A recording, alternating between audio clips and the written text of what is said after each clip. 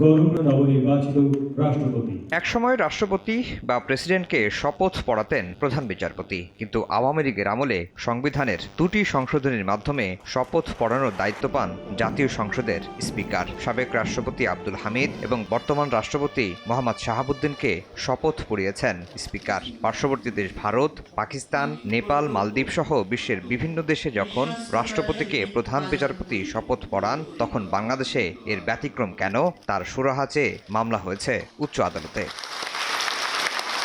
রিটকারী বিশিষ্ট ব্যক্তি শহীদুল্লাহ ফরাইজি বলছেন, রাষ্ট্রের অভিভাবক রাষ্ট্রপতিকে সংবিধানের অভিভাবক দেশের প্রধান বিচারপতি শপথ পড়াবেন, এটি অনিবার্য বিষয়। স্পিকারকে শপথ পড়ানোর ক্ষমতা দিয়ে প্রজাতন্ত্রের সাংবিধানিক মর্যাদা ক্ষুণ্ণ করেছে আওয়ামী লীগ। বঙ্গবন্ধু সহ আবু সাঈদ চৌধুরী সহ যারাই রাষ্ট্রপতি হিসেবে শপথ নিয়েছেন, সবাই শপথ নিয়েছেন প্রধান বিচারপতির নিকট।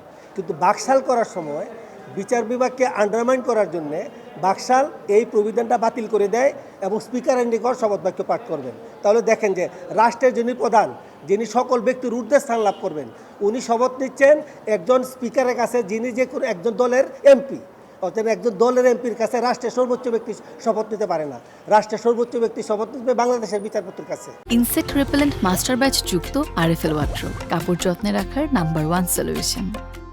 একজন দলীয় এমপি যিনি পরবর্তীতে স্পিকার নির্বাচিত হন, আর তার কাছে রাষ্ট্রপতির শপথ নেওয়া মূল সংবিধানের লঙ্ঘন বলে মনে করেন রিটকারী আইনজীবী। পৃথিবীর অন্যান্য দেশে যে ইন্ডিপেন্ডেন্ট যে বডি আছে তার মধ্যে সবচেয়ে বড় হচ্ছে প্রধান বিচারপতি, অর্থাৎ জুডিশিয়াল, এবং রাষ্ট্রপতি, উনি হেড।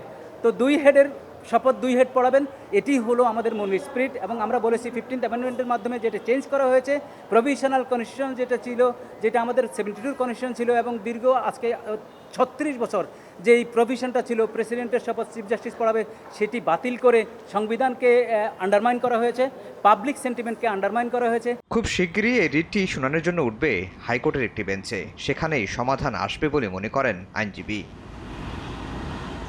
আফজাল হোসেন, সময় সংবাদ, ঢাকা।